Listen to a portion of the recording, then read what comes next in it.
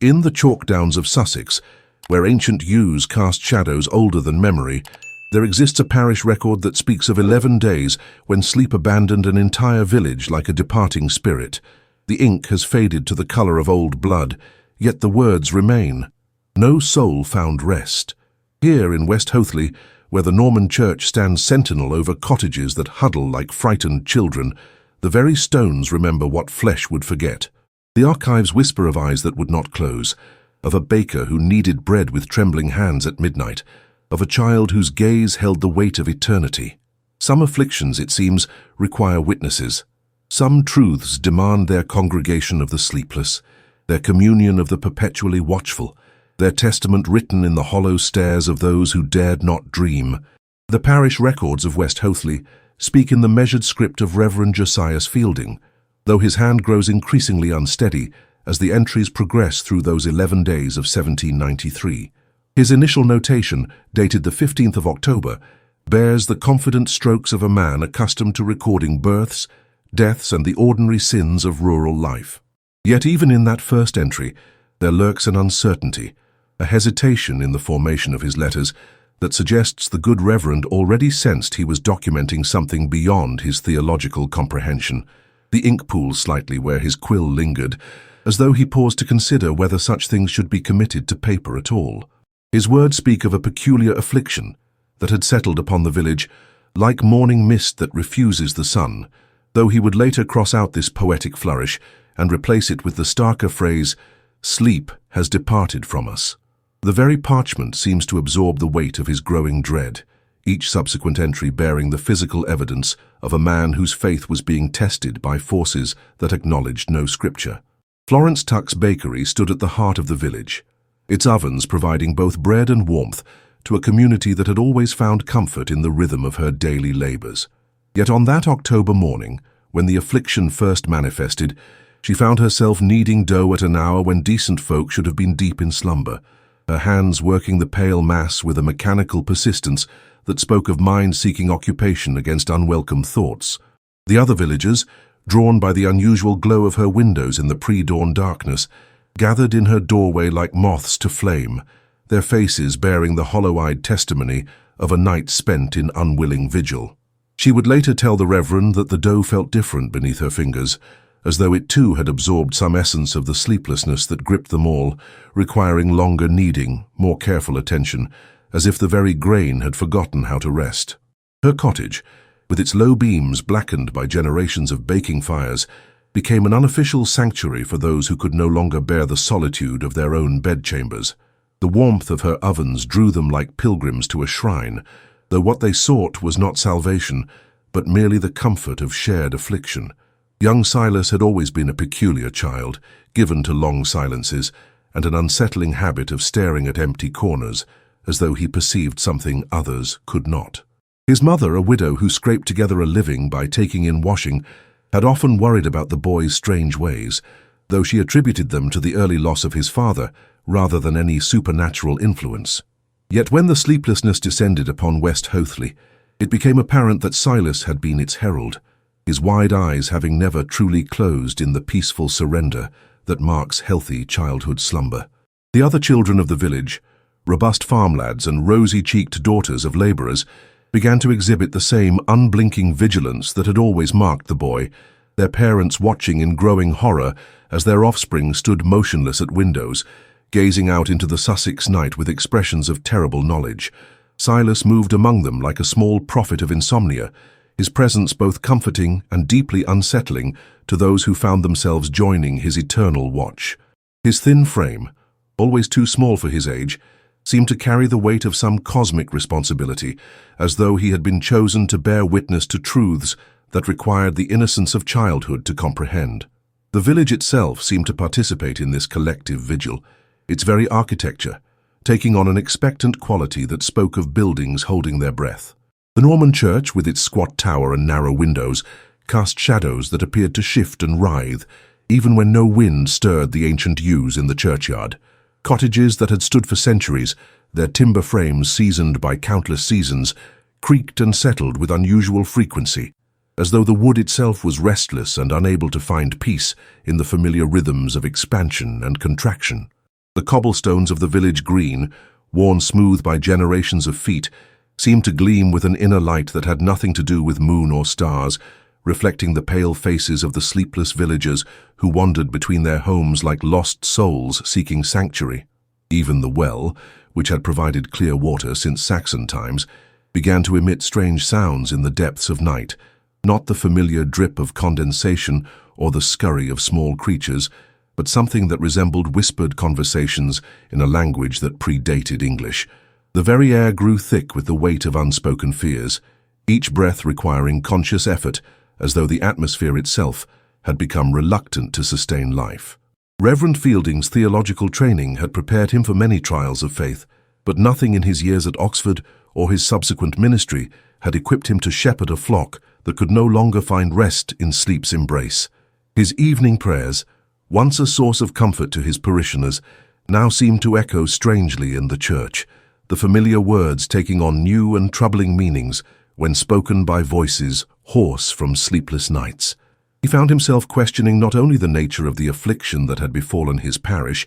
but the very foundations of his faith, wondering whether God's mercy extended to those who were denied even the basic human need for rest. His sermons, delivered to congregations whose eyes held the glassy stare of the perpetually wakeful, began to take on a desperate quality, as though he was preaching not to save souls, but to maintain his own sanity in the face of the inexplicable. The church itself seemed to absorb this spiritual uncertainty, its stone walls growing cold despite the October weather being unusually mild, and the altar candles flickering with an unsteady light that cast dancing shadows across the faces of his sleepless flock. His private prayers, offered in the solitude of the vestry, were punctuated by the sound of footsteps in the nave, footsteps that ceased whenever he emerged to investigate, leaving only the lingering scent of something that was neither incense nor decay, but partook of both. The first night had been dismissed as coincidence, a shared restlessness perhaps brought on by the unusual warmth of the October weather or some collective anxiety about the harvest that had just concluded. Yet as the second night passed without a single soul in West Hoathly finding sleep, the villagers began to gather in small groups, their conversations conducted in the hushed tones usually reserved for discussions of death or scandal. Florence Tuck's bakery became the unofficial center of these gatherings, her perpetual industry providing both purpose and distraction for those who found themselves with too many hours to fill and too many dark thoughts to occupy them. The Reverend moved among his parishioners like a physician, tending to patients with an ailment he could neither diagnose nor treat, offering what comfort he could, while privately wrestling with doubts that threatened to undermine everything he had believed about the nature of divine providence. Young Silas, meanwhile, seemed almost to thrive in this new order,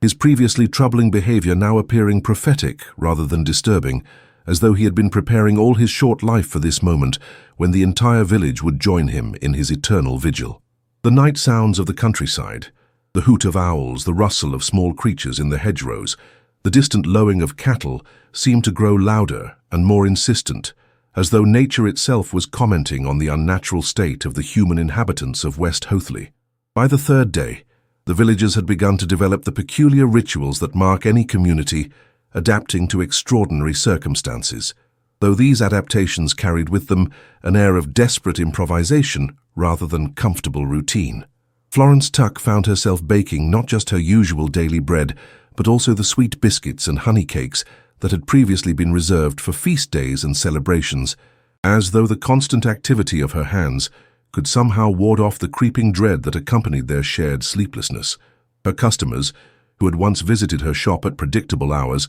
now arrived at all times of the day and night, their purchases serving less as sustenance than as excuses for human contact and the reassurance that came from witnessing another's continued existence. The coins that changed hands bore the warmth of palms that had clutched them too tightly, and the bread itself seemed to carry the weight of unspoken prayers, each loaf kneaded with the desperate hope that normal life might somehow be restored through the maintenance of familiar customs. Her cottage, with its perpetually glowing windows and the comforting scent of yeast and flour, became a beacon in a village that had lost its natural rhythm of light and darkness, waking and sleeping. The very act of eating became a conscious effort, as though their bodies, deprived of sleep's restoration, had forgotten how to process the simple pleasure of nourishment. Reverend Fielding's pastoral duties had expanded far beyond their traditional boundaries, as he found himself called upon to provide not just spiritual guidance, but practical counsel for a situation that had no precedent in either scripture or ecclesiastical law. His study, lined with theological texts that seemed increasingly irrelevant to their current predicament, became a refuge for parishioners seeking answers to questions that had no comfortable responses. The leather-bound volumes that had once provided him with certainty now seemed to mock his efforts to find divine explanation for their collective affliction, their gilt lettering catching the candlelight in ways that made the familiar words appear foreign and strange. He began to spend long hours copying passages from various texts, searching for some reference to similar visitations, though his research yielded nothing more substantial than vague allusions to divine testing and the mysterious ways of providence. His handwriting, once the model of clerical precision, grew increasingly erratic as the days passed, the letters slanting and wavering, as though his very penmanship was succumbing to the same restlessness that afflicted his body. The church bells, which he had always rung with mechanical precision to mark the canonical hours, now seemed to toll with a hollow sound that carried further than usual across the Sussex downs, as though the bronze itself had been altered by the strange atmosphere that enveloped their village. Young Silas had become something of a focal point for the other children, who seemed to find in his long-standing sleeplessness a kind of expertise that their parents could not provide. His mother, initially embarrassed by her son's peculiar condition, now found herself the recipient of anxious inquiries from other mothers whose children had begun to exhibit similar symptoms. The boy himself seemed almost to glow with an inner light that had nothing to do with health or vitality, his pale skin taking on a translucent quality that made the blue veins at his temples clearly visible, pulsing with a rhythm that seemed somehow disconnected from his heartbeat. He moved through the village with a strange purposefulness, visiting each household in turn, as though conducting some kind of census of the sleepless,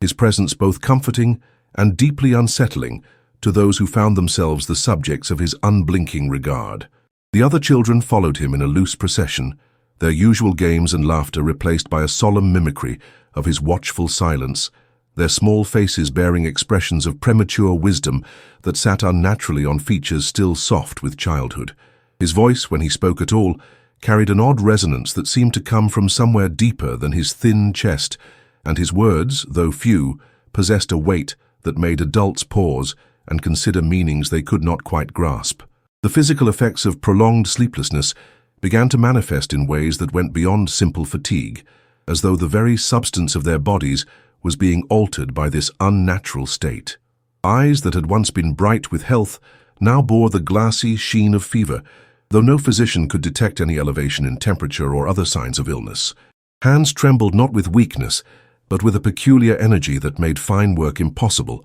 forcing the village seamstress to abandon her delicate embroidery and the blacksmith to limit himself to the roughest repairs. Voices took on a hollow quality that made even familiar words sound strange, and conversations that had once flowed naturally now required conscious effort, as though the speakers were translating their thoughts from some foreign language before giving them voice. The very act of walking became deliberate and careful, not from physical weakness, but from a growing disconnection between intention and action, as though their bodies were becoming less responsive to the commands of minds that had been too long without the restorative power of sleep.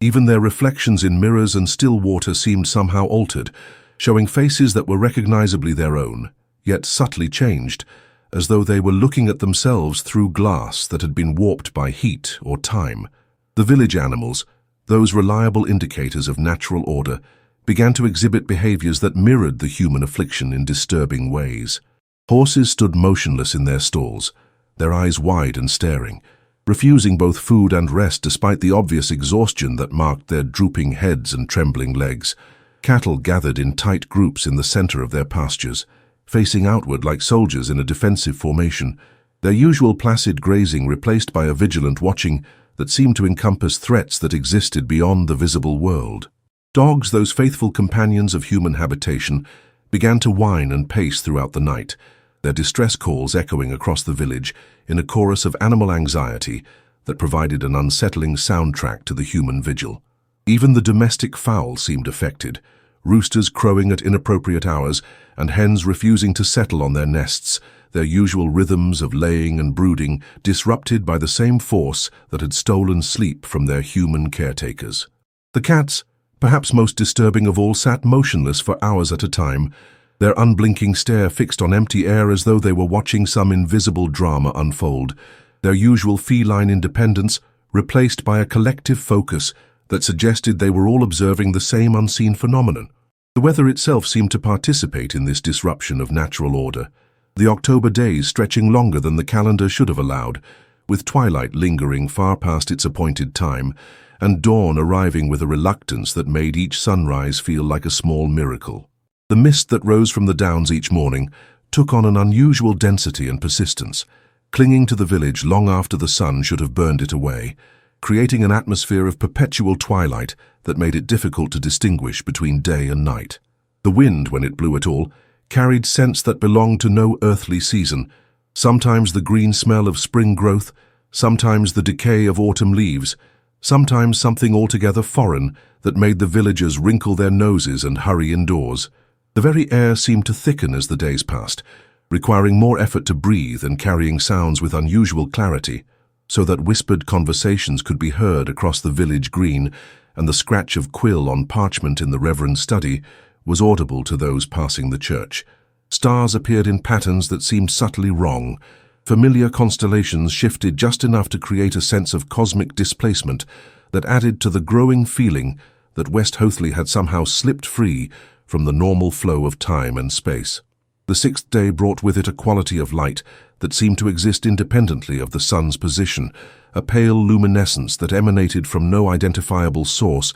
yet illuminated every corner of the village with an unsettling clarity. Florence Tuck, whose hands had never ceased their labor since the affliction began, found that her dough now required no rising time, expanding to perfect readiness the moment she shaped it, as though the very yeast had been infected with the same restless energy that drove her to constant activity. Her customers, arriving at all hours with the shambling gait of the perpetually exhausted, spoke in voices that had grown thin and reedy, their words carrying across the bakery with an echo that suggested the walls themselves had become more resonant. The coins they offered in payment felt unusually cold to the touch, and several bore tarnish marks that had not been present when they were first minted, as though time itself was moving differently within the confines of her shop. Her ovens, which had always required careful tending to maintain proper temperature, now seemed to regulate themselves, the fires burning with a steady intensity that required neither fuel nor attention,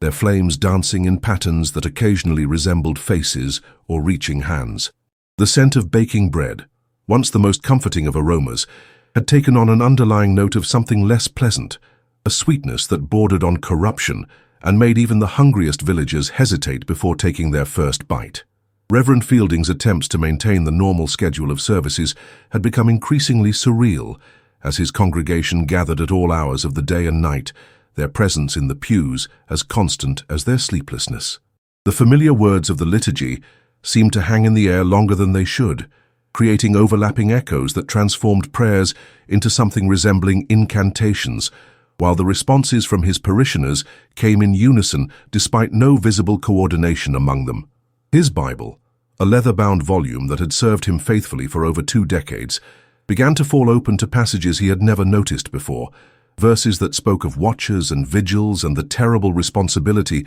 of those chosen to bear witness to divine mysteries. The church itself seemed to expand and contract around them, the stone walls breathing with a rhythm that matched no human heartbeat, and the stained glass windows cast colors that shifted and changed despite the unchanging position of the sun outside. His sermons, once carefully prepared and delivered with practiced confidence, now flowed from his lips without conscious thought, words emerging that he did not remember choosing, speaking of things he had never studied, yet somehow knew with absolute certainty. The altar candles, which should have burned down to nothing after so many days of constant flame, remained at their original height, their wax flowing upward rather than down, defying both gravity and reason in a display that would have been miraculous under other circumstances. Young Silas had begun to speak in a voice that carried the weight of ages, his childish treble occasionally dropping to tones that seemed to emerge from the very earth beneath the village. His mother, who had initially taken comfort in her son's apparent adaptation to their shared affliction,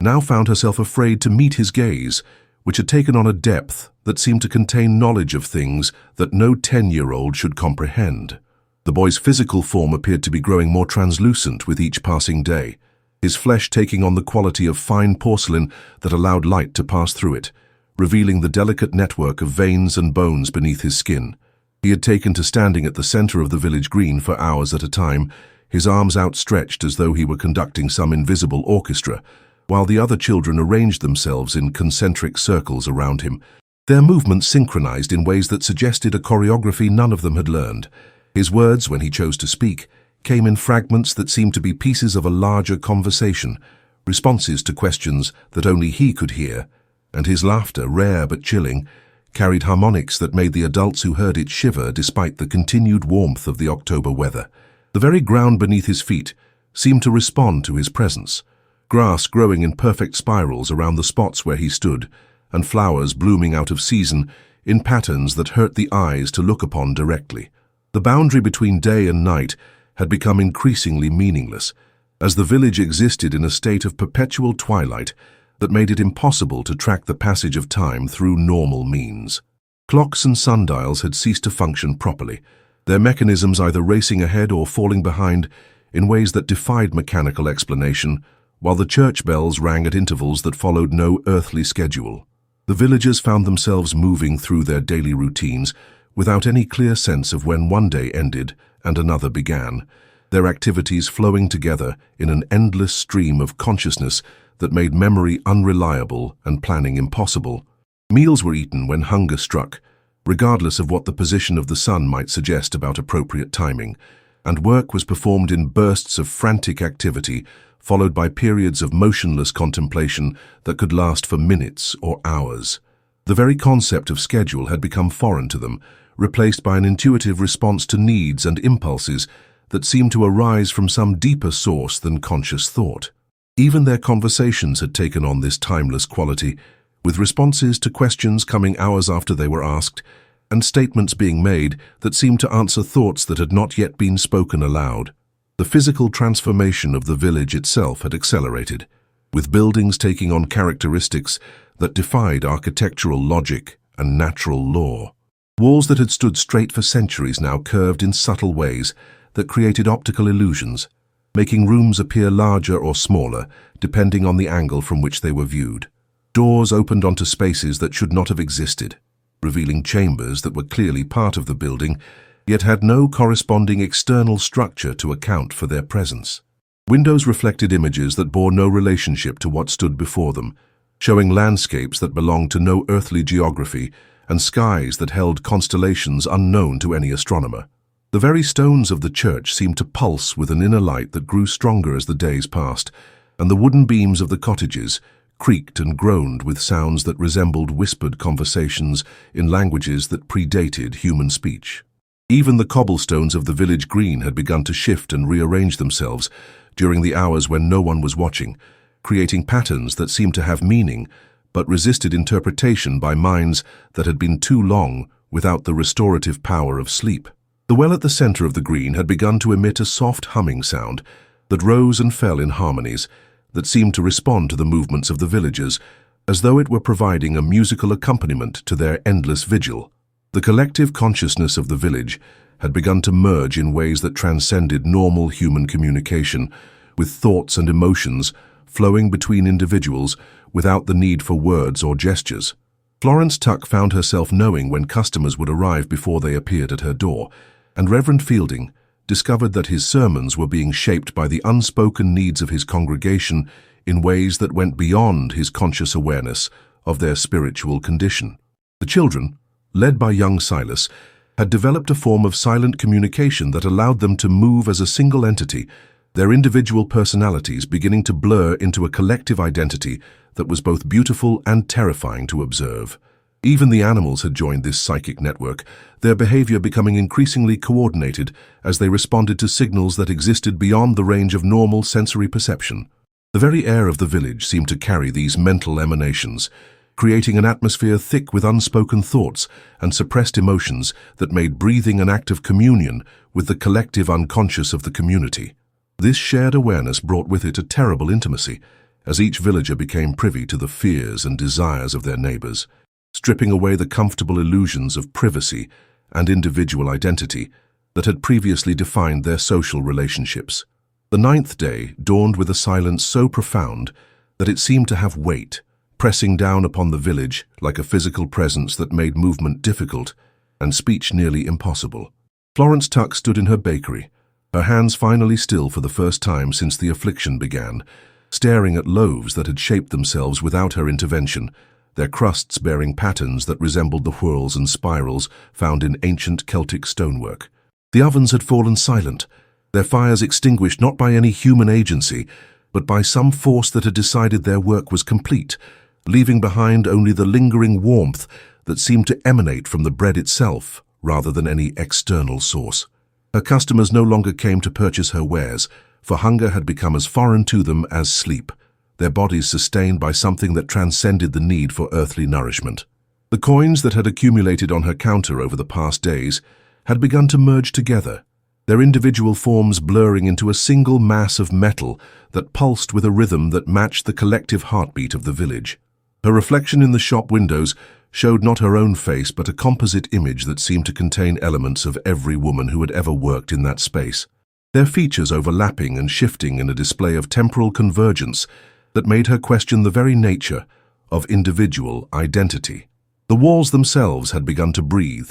their plaster surface rising and falling with the slow rhythm of deep meditation, while the wooden shelves creaked with sounds that resembled whispered prayers in languages that had been forgotten before the Romans came to Britain. Reverend Fielding found himself standing at the altar of his church, though he could not remember walking there, his hands raised in a gesture of benediction over a congregation that filled every pew despite the building being far too small to accommodate so many souls. The faces that looked up at him belonged not only to his current parishioners, but to every person who had ever worshipped in that sacred space, their features shifting and changing as centuries of faithful souls gathered to witness whatever revelation was about to unfold. His voice, when he attempted to speak, emerged as a harmony of all the sermons that had ever been delivered from that pulpit, the words of countless clergymen blending together in a theological symphony that spoke truths too complex for any single human mind to comprehend. The Bible before him had opened to pages that contained text in scripts he had never seen, yet somehow understood perfectly, their meaning flowing directly into his consciousness without the need for translation or interpretation. The stained glass windows had begun to move, their depicted saints stepping down from their leaded frames to walk among the congregation, their painted robes rustling with sounds that carried the weight of centuries of devotion and sacrifice. The very stones of the church floor had become transparent, revealing the bones of all who had been buried beneath them, their skeletal forms arranged in patterns that spoke of some cosmic design that encompassed both the living and the dead in its eternal embrace. Young Silas stood at the center of the village green, his small form now completely translucent, serving as a conduit for forces that flowed through him like light through crystal. The other children had arranged themselves around him in perfect geometric patterns, their bodies swaying in unison to rhythms that seemed to emerge from the earth itself, while their voices joined in harmonies that had never been heard by human ears, yet felt as familiar as lullabies. His mother watched from her cottage window, her face bearing an expression of terrible understanding as she witnessed her son's transformation from child to something far more ancient and purposeful. The boy's eyes had become windows into depths that contained the accumulated wisdom of ages, their gaze encompassing not just the present moment, but all the moments that had led to this convergence of time and space. His voice, when it rose above the chorus of his companions, spoke words that seemed to reshape reality around them, each syllable carrying the power to alter the fundamental nature of existence itself. The ground beneath his feet had begun to glow with an inner light that pulsed in rhythm with his heartbeat, while the air around him shimmered with energies that made the boundary between the physical and spiritual worlds increasingly permeable. His laughter, pure and innocent despite the cosmic forces flowing through him, carried the promise of revelations that would transform not just the village, but the very understanding of what it meant to be human in a universe far stranger and more. Wonderful than any theology had dared to imagine, the village itself had become a living entity, its buildings and streets pulsing with the collective consciousness of all who dwelt within its boundaries, while the very air thrummed with energies that spoke of purposes beyond human comprehension. The Norman church had begun to sing, its stones resonating with harmonies that seemed to emerge from the molecular structure of the limestone itself, while the timber-framed cottages swayed in rhythm with melodies that had been composed before the first human settlement was established on that ancient ground. The cobblestones of the village green had rearranged themselves into patterns that hurt the mind to contemplate directly, their geometric precision suggesting mathematical relationships that existed beyond the three dimensions of normal space. The well at the center of the green had become a focal point for energies that seemed to flow up from the very core of the earth, its waters reflecting not the sky above, but visions of times and places that existed in parallel dimensions of reality. Even the hedgerows and ancient trees that surrounded the village had joined in this cosmic symphony, their branches moving in patterns that traced symbols in the air, while their roots extended deep into soil that had become a conduit for forces that connected West Hoathly to every other sacred site that had ever existed on the British Isles. The mist that perpetually surrounded the village had taken on a luminescent quality that made it appear as though they were dwelling within a cloud of liquid starlight, while the very atoms of the air seemed to dance with possibilities that transcended the normal laws of physics and chemistry. The boundary between individual consciousness and collective awareness had dissolved completely, leaving the villagers existing as facets of a single, multifaceted entity that experienced reality from countless perspectives simultaneously.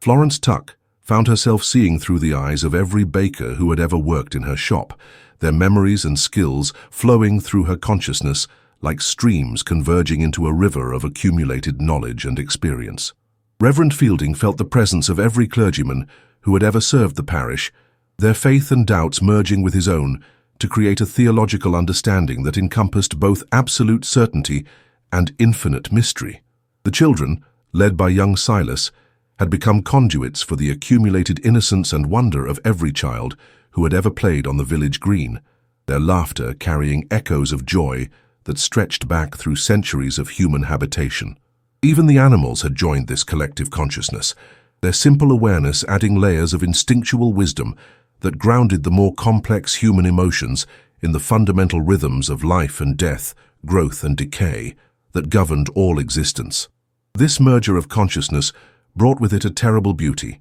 as each individual experienced the full spectrum of human emotion and understanding while simultaneously losing the comfortable illusion of separate identity that had previously defined their existence. The very concept of self had become fluid, with personalities flowing into one another like colors bleeding together on wet canvas, creating new combinations and patterns that were both familiar and utterly alien. The revelation that had been building throughout those 11 days finally reached its crescendo, as the villagers understood, with a clarity that transcended normal human comprehension, that they had been chosen to serve as witnesses to a cosmic event that occurred only once in each age of the world. Their sleeplessness had not been an affliction, but a preparation, a gradual awakening to levels of consciousness that required the abandonment of normal human limitations in order to perceive truths that existed beyond the reach of ordinary awareness. The accumulated hours of their vigil had created a reservoir of spiritual energy that now flowed through the village like a river of liquid light, transforming not just their perception, but the very fabric of reality itself. They saw with perfect clarity that their individual lives had been part of a larger pattern that encompassed not just their own time, but all of human history, their personal struggles and triumphs serving as notes in a cosmic symphony that had been playing since the first moment of creation. The weight of this understanding was both crushing and liberating, as they realized that their suffering had meaning beyond their comprehension, while their joy was magnified by its connection to the eternal dance of existence that played out across dimensions of space and time, that stretched far beyond the boundaries of their small Sussex village. In that moment of perfect revelation, they understood that sleep would return to them, but they would never again be the same people who had first experienced its departure, for they had been transformed by their participation in mysteries that few humans were ever privileged to witness. The 11th night arrived with a peculiar stillness that seemed to press against the very walls of West Hoathly, as though the village itself had drawn breath and forgotten to exhale. Florence Tuck stood at her bakery window, her hands pressed flat against the cold glass, watching the street where no soul walked, yet every doorway seemed to harbour watching eyes. The bread she had kneaded that morning remained unrisen in its pans, the yeast as lifeless as the air that hung thick with unspoken dread. Her reflection stared back at her, hollow-eyed and gaunt, a woman who had aged a decade in 11 days of wakefulness. The candle behind her flickered with each shallow breath she took, casting shadows that danced like spectres across the flour-dusted surfaces of her trade. She had not slept since the night young Silas first appeared at her door, his eyes wide and unblinking, speaking of things that moved in the darkness between dream and waking. Now she understood why sleep had abandoned them all. It was not fatigue that kept them wakeful, but a terrible knowledge that to close one's eyes was to invite something unspeakable into the sanctuary of unconsciousness. The Reverend Josias Fielding moved through his church like a man walking under water, each step deliberate and weighted with the gravity of his growing comprehension. The parish records lay open before him on the altar, their pages yellowed with age and damp, revealing a pattern that stretched back through generations of West Hoathly's troubled history. Every 57 years, the entries spoke of sleepless nights, of villagers who wandered their homes like ghosts, of children who stared into corners where nothing visible dwelt. His own handwriting had grown increasingly erratic as the days passed, the ink blotting where his trembling fingers had lingered too long upon the quill. The church bells had not rung since the 4th night, their bronze tongues silenced by some unspoken agreement among the villagers that sound itself had become a betrayal. He found himself speaking prayers in whispers, as though the very act of raising his voice might shatter whatever fragile barrier held the darkness at bay. The communion wine had turned to vinegar in its chalice, and the holy water had grown cloudy with sediment that resembled nothing so much as the tears of the damned. Young Silas sat in the corner of the Tuck bakery, his small frame hunched over a piece of slate upon which he had been drawing the same symbol repeatedly, a spiral that seemed to twist inward upon itself with mathematical precision. His fingers were stained with chalk dust, and his clothes hung loose upon his diminishing frame,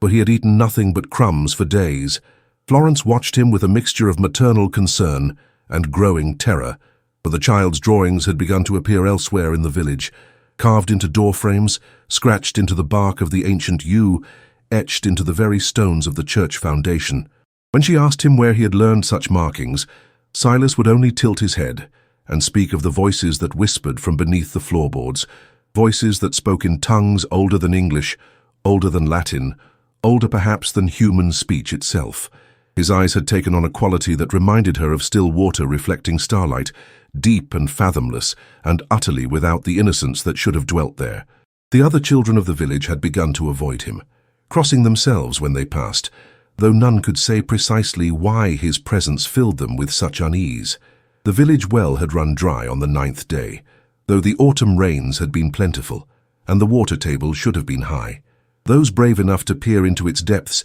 reported seeing not the familiar circle of sky reflected in dark water, but something that moved with purpose in the blackness below. The bucket, when lowered, returned empty save for a residue that stained the rope with patterns remarkably similar to those that young Silas drew upon his slate. Mrs. Hartwell, the blacksmith's widow, had been the first to notice that the well's stone rim bore fresh scratches, as though something with claws had climbed up from the depths during the hours when even the wakeful dared not venture from their homes. The village dogs had ceased their barking entirely, slinking through the streets with their tails between their legs, their eyes rolling white with terror at scents and sounds that human senses could not detect. Even the rats had fled, leaving the granaries and cellars eerily silent, as though all of nature's creatures possessed an instinct for danger that civilized humanity had long since forgotten. The Reverend found himself drawn repeatedly to the church's ancient crypt, where the founding families of West Hoathly lay in their stone sarcophagi, their carved effigies worn smooth by centuries of damp and decay. The air below ground had grown thick with a sweetness that reminded him uncomfortably of overripe fruit, though no organic matter should have been present in that sacred space. The inscriptions on the tombs, which he had read countless times in his years of service, seemed to shift and change when viewed by candlelight, the Latin words rearranging themselves into patterns that hurt his eyes to follow. On the 10th night, he had discovered that one of the sarcophagi, that of Ezekiel Whitmore, who had died in 1736 during the last recorded period of sleeplessness, had shifted slightly from its position, leaving a gap through which cold air whistled with a sound like distant weeping. When he pressed his ear to the opening, he heard not the silence of the grave, but something that might have been breathing, slow and patient and utterly inhuman. The realization that something dwelt beneath the church, something that stirred to wakefulness every 57 years, filled him with a terror that no amount of prayer could diminish. Florence had begun to see shapes moving in her peripheral vision, shadows that darted away when she turned to look directly at them, leaving only the impression of movement and a lingering sense of being observed. The flour in her bins had developed a greyish tinge that no amount of sifting could remove, and the milk delivered by the few remaining farmers curdled within hours of arrival. Her customers, those few who still ventured out during the daylight hours, spoke in whispers of dreams that came even while awake, visions of a great spiral staircase that descended into the earth beneath West Hoathly, its steps worn smooth by the passage of countless feet over countless years. The children spoke of hearing their names called from empty rooms, of seeing faces in windows of houses they knew to be abandoned, of finding their own footprints in places they had never walked. The adults, when pressed, admitted to similar experiences but refused to discuss them in detail, as though speaking of such things might give them greater power to manifest in the waking world. The boundary between sleep and consciousness had blurred until none could say with certainty whether they were experiencing reality or some collective nightmare from which there was no awakening. The morning of the 12th day dawned grey and lifeless, the sun struggling to penetrate a layer of cloud that seemed to press down upon West Hoathly like a burial shroud. Florence Tuck discovered that her bakery door, which she had barred securely the night before, stood slightly ajar, though no footprints marked the threshold, and no disturbance was evident within. The silence that greeted her was not the comfortable quiet of early morning, but something dense and expectant, as though the very air waited for some terrible revelation to unfold. Her ovens, cold since the 5th day when the bread had begun to emerge, blackened and inedible, despite her careful attention, seemed to radiate a chill that penetrated to her bones. The windows, which she had cleaned obsessively in her sleepless state, bore new markings, not scratches or stains, but patterns that seemed to have formed from within the glass itself, spirals and symbols that matched those that young Silas drew with such disturbing precision. She found herself tracing these markings with her fingertip, feeling a vibration in the glass that seemed to pulse in rhythm with her own heartbeat. The realization that the patterns were spreading, appearing on every reflective surface in the village, filled her with a dread that made her previous fears seem like mere shadows of true terror. The Reverend Josias Fielding stood before his congregation, those few souls brave enough to attend morning service, and found that the words of familiar prayers had become foreign in his mouth, the Latin syllables twisting into sounds that belonged to no earthly language. His Bible lay open to passages he did not remember selecting, verses that spoke of things that dwelt beneath the earth, of sleepers who were not dead, of watchers who waited for the appointed time. The stained glass windows, which had depicted scenes of Christ's Passion for 3 centuries, now seemed to show different images when viewed from certain angles, figures descending spiral staircases, hands reaching up from dark waters, eyes that watched from shadows between the lead came. His parishioners sat in rigid silence, their faces turned upward toward him with expressions of desperate hope, as though his words might provide some protection against the forces that had invaded their peaceful village. But the Reverend found himself speaking not of salvation, but of cycles and patterns, of things that returned according to schedules written in stone and blood, of bargains made by their ancestors that bound the living to honor debts they had never incurred. The communion wine, when he raised the chalice, reflected not his own face but that of young Silas, the child's unblinking eyes staring up at him from the dark surface of the liquid. Silas himself had not been seen since the previous evening, when Mrs. Hartwell reported glimpsing him near the old well, his small figure silhouetted against the dying light as he knelt beside the stone rim. The search parties that formed at dawn found no trace of the boy, though his chalk drawings had appeared overnight on every door in the village, each symbol more complex than the last,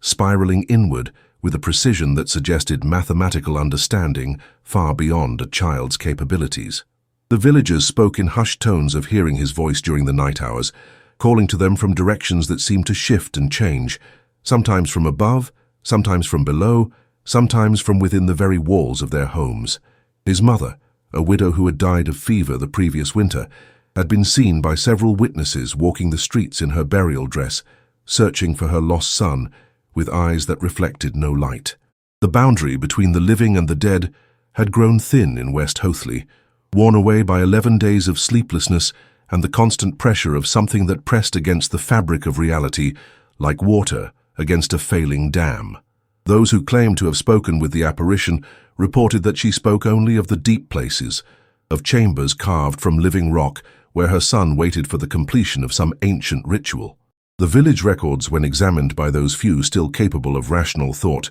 revealed a pattern that stretched back to the founding of West Hoathly itself. Every 57 years, without exception, the same phenomena occurred: the sleeplessness, the visions, the disappearance of a child, and finally the restoration of normal life as though nothing had transpired. But the records also showed that each cycle claimed its price: families that vanished entirely, bloodlines that ended without explanation, houses that stood empty for generations before new occupants dared to claim them. The survivors, when they wrote of their experiences at all, spoke in veiled terms of bargains honored, of debts paid, of things that slept beneath the village and required periodic feeding to maintain their slumber. The church records, in particular, contained references to a covenant of silence that bound the villagers to secrecy, though the exact nature of this agreement had been deliberately obscured by generations of careful editing. The Reverend, reading these accounts by candlelight in his study,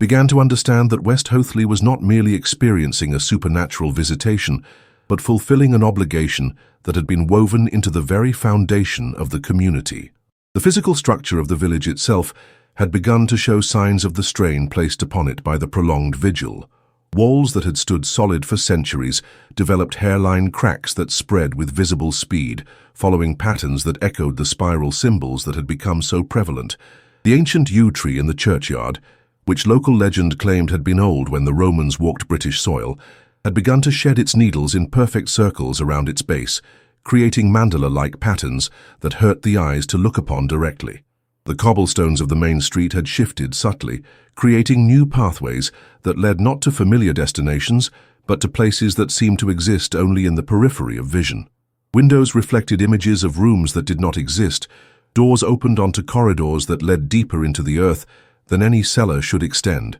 and shadows fell at angles that defied the position of the sun. The village was transforming, becoming something that existed partially in the world of the living, and partially in realms that human understanding could not encompass. Those who ventured too far from the main thoroughfares reported becoming lost in streets they had known since childhood, finding themselves in a version of West Hoathly that was familiar, yet fundamentally wrong. The well, which had been the center of village life for generations, had become a focal point for the strange energies that permeated the community. The stone rim, worn smooth by countless hands drawing water over the centuries, now bore fresh carvings that seemed to have been made from within, as though something had clawed its way up from the depths. The bucket and rope, when examined closely, showed signs of having been used recently, though no villager admitted to drawing water from the dry well. Mrs. Hartwell, whose cottage stood nearest to the well, reported hearing sounds from its depths during the darkest hours of night.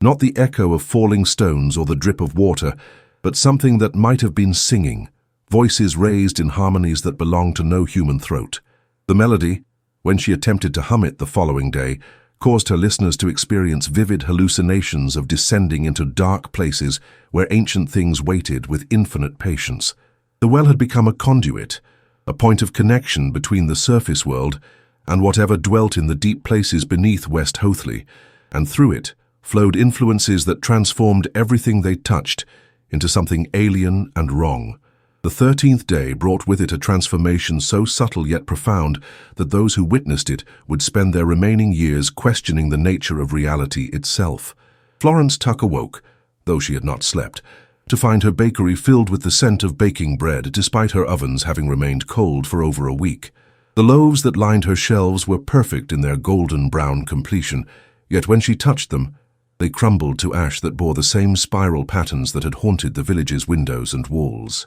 The ash did not scatter when disturbed, but reformed itself into new configurations, each more complex than the last, as though guided by an intelligence that found meaning in geometric precision. Her reflection in the bakery's mirrors showed not her own haggard face, but that of a woman she did not recognize, younger, with eyes that held depths of knowledge that no mortal should possess. When she spoke aloud, testing her voice against the oppressive silence, the words that emerged were not English but something older, syllables that seemed to resonate in her bones and make the very air shimmer with potential. The realization that she was no longer entirely herself, that something had begun to inhabit the spaces between her thoughts, filled her with a terror that transcended mere fear and approached a kind of cosmic vertigo. The Reverend Josiah Fielding found his church transformed in ways that defied both logic and theology. The altar, which had stood in the same position for 3 centuries, now faced not east toward Jerusalem,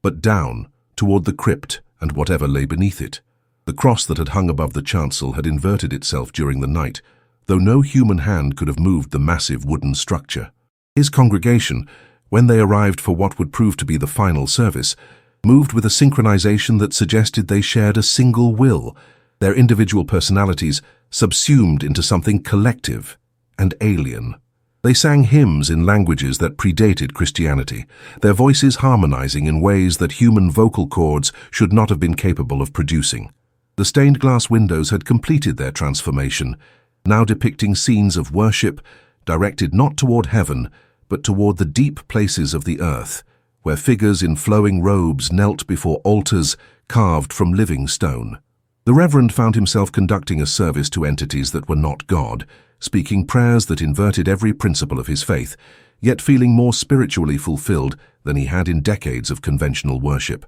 The boundary between sacred and profane had not merely blurred, but had been revealed as an artificial construct, a limitation imposed by minds too small to comprehend the true nature of divinity. Young Silas emerged from the well at precisely noon, though he had been missing for over 36 hours, and the well's depth should have made such a feat impossible. His appearance had changed in ways that were difficult to quantify. He remained recognizably the same child, yet something fundamental about his presence had altered. His eyes, which had always been unnaturally bright, now seemed to contain depths that extended far beyond the physical boundaries of his skull. When he spoke, his voice carried harmonics that resonated in frequencies below the range of human hearing, causing listeners to experience sensations of movement and displacement even while standing perfectly still. The chalk dust that had stained his fingers for days had been replaced by a substance that resembled powdered starlight, leaving trails of luminescence wherever he touched.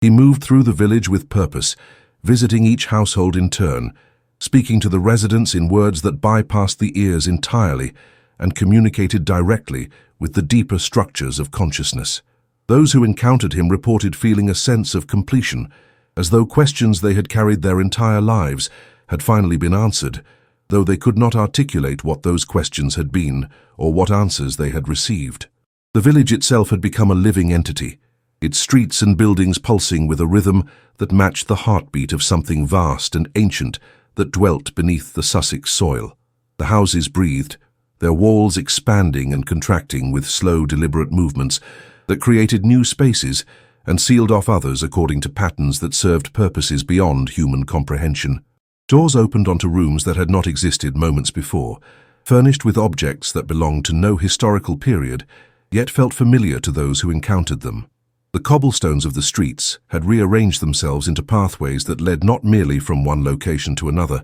but from one state of being to another, allowing travelers to move between layers of reality as easily as walking from one room to the next. The boundary between interior and exterior had become meaningless, as the village had expanded to encompass dimensions that existed perpendicular to normal space. Those who attempted to leave West Hoathly found themselves walking in circles that grew ever smaller, until they stood once again in the village square, though they could not remember having turned around. The transformation of the villagers themselves proceeded with inexorable logic, each individual becoming something more than human while retaining enough of their original nature to serve as anchors for the new reality that was establishing itself. Florence Tuck found that she could perceive the molecular structure of her bread dough, understanding the precise arrangement of proteins and starches that would produce loaves capable of nourishing both body and soul. The Reverend discovered that his sermons now addressed congregations that existed across multiple planes of existence simultaneously, his words reaching not only the living parishioners before him, but also the generations of the dead who had served the deep powers throughout West Hoathly's history. The blacksmith's hammer rang with notes that shaped not merely iron, but the fundamental forces that held matter together, creating tools that could work with substances that existed only in the spaces between atoms. Each villager had become a specialist in some aspect of the greater work that was being accomplished, their individual skills contributing to a collective effort whose scope encompassed the transformation of reality itself. The well, which had served as the focal point for the village's transformation, now revealed its true nature as a conduit between the surface world and the vast network of chambers that extended beneath not only West Hoathly, but the entirety of the Sussex Downs. The stone rim had become a viewing portal, its circular opening providing glimpses of the magnificent architecture that had been carved from living rock over millennia of patient labor. Spiral staircases descended into depths that challenged the imagination, their steps worn smooth by the passage of countless pilgrims who had made the journey from the surface world to the temples below. The chambers themselves were vast beyond comprehension, their walls covered with inscriptions in scripts that predated human writing, their ceilings supported by columns that had been grown rather than built. At the center of this subterranean complex stood an altar of black stone that seemed to absorb light rather than reflect it, its surface carved with symbols that hurt the mind to contemplate directly. The realization that West Hoathly had been built not as a village but as a gateway, a point of access to this underground realm, recontextualized everything the villagers had believed about their community's history and purpose. The 14th dawn broke not with light, but with a luminescence that seemed to emanate from the very stones of West Hoathly, a phosphorescent glow that rendered the sun's rays pale and inadequate by comparison. Florence Tuck stood at the threshold of her bakery, no longer entirely human, yet retaining enough of her original nature to serve as witness to the completion of the great work that had been generations in the making. The bread that filled her shelves had become something transcendent, loaves that nourished not merely the body, but the deeper aspects of consciousness, allowing those who partook of them to perceive realities that existed beyond the narrow spectrum of normal human awareness. Her hands, when she examined them in the strange new light, showed traces of the same luminescence that emanated from the village stones, marking her as one who had been chosen to serve as a bridge between the world above and the realm below. The customers who came to her shop moved with the fluid grace of those who had shed the limitations of purely physical existence, their eyes reflecting depths of understanding that spoke of communion with intelligences vast and ancient. The transaction of bread for coin had been replaced by exchanges of knowledge and experience, each loaf carrying within its substance the accumulated wisdom of the deep places. The Reverend Josiah Fielding conducted his final service in a church that had become a temple to forces that predated Christianity by eons, yet somehow encompassed and transcended every religious tradition that humanity had ever conceived. His congregation filled not only the pews, but also the spaces between dimensions. The living and the dead united in worship of the entities that dwelt in the deep places beneath the Sussex soil. The words of his sermon flowed in languages that had been spoken when the earth was young. Yet every member of his congregation understood perfectly the truths he conveyed about the nature of existence and humanity's place in the vast cosmic order. The stained glass windows had become transparent, revealing not the familiar landscape of the Sussex countryside, but vistas of the underground realm where magnificent cities stretched away into distances that challenged comprehension. The altar had transformed into a gateway, its surface rippling like water as figures in flowing robes passed through it, moving freely between the surface world and the chambers below. The Reverend himself had become something more than a mere clergyman. His role expanded to encompass the duties of a high priest in service to powers that governed the fundamental forces of reality. Young Silas stood at the center of the village square, his small form somehow containing energies that radiated outward in waves that could be felt by every living thing within miles of West Hoathly. The chalk dust that had once stained his fingers had been replaced by a substance that resembled liquid starlight, and when he drew his spiral symbols in the air, they remained visible, hanging in space like windows into other dimensions. His voice, when he spoke, carried harmonics that resonated not only in the physical world, but across multiple planes of existence simultaneously, his words reaching listeners who dwelt in realms that existed perpendicular to normal space and time. The other children of the village had gathered around him, their own transformations complete, each one serving as a conduit for specific aspects of the great work that was being accomplished. Together, they formed a living mandala, their positions and movements creating patterns that channeled the energies flowing up from the deep places and distributed them throughout the village and beyond. The realization that these children were not merely human beings, but incarnations of ancient intelligences that had chosen to experience existence in physical form added a new dimension to the mystery of West Hoathly's purpose. The village itself had achieved its final transformation, becoming a living organism that existed simultaneously in the physical world and in dimensions that intersected with normal reality at angles that human geometry could not describe. The houses breathed with a rhythm that matched the pulse of the great heart that beat in the deepest chambers beneath the Sussex Downs, their walls permeable to those who possessed the proper understanding of how to move between states of being. The streets had become pathways that led not merely from one location to another, but from one level of consciousness to another, allowing travelers to journey through landscapes of pure thought and emotion. The well, which had served as the focal point for the village's transformation, now functioned as a two-way portal, allowing the inhabitants of the surface world to descend to the temples below, while permitting the ancient dwellers of the deep places to walk once again beneath the open sky. The boundary between above and below had been dissolved, creating a unified realm where the wisdom of the depths could be integrated with the vitality of the surface world. The other villages of Sussex, when their inhabitants ventured near West Hoathly, found only empty fields where a community had stood for centuries, the buildings and streets having faded from normal perception, like morning mist before the sun. Yet those with the proper sensitivity could still detect traces of the village's presence, a shimmer in the air on certain days, the sound of church bells carried on winds that blew from no earthly direction, the scent of baking bread that seemed to emanate from the very soil itself. The official records, when examined by investigators from London, showed no evidence that West Hoathly had ever existed,